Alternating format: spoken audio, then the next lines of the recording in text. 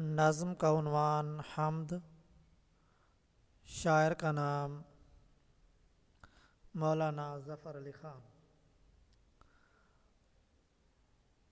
نظم کا خلاصہ: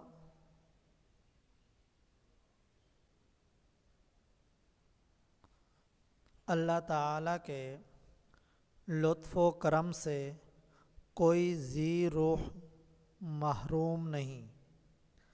کائنات کا ذرہ ذرہ اور ہوا کا ہر جھونکا اس کی یکتائی کی گواہی دیتا ہے۔ اس کی وحدت مسلم ہے۔ اس کی رحمت گناہوں سے مغفرت کا ذریعہ ہے۔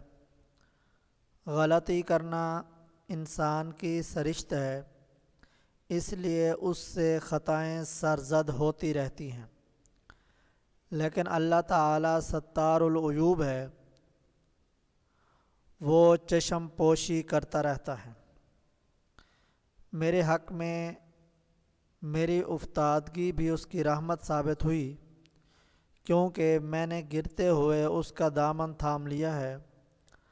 اللہ تعالیٰ کا پیغام محمد صلی اللہ علیہ وسلم کے ذریعے تمام انسانوں تک پہنچا ہے۔ کفار کی مخالفتوں کے باوجود دین حق مکمل ہو کر رہا ہے۔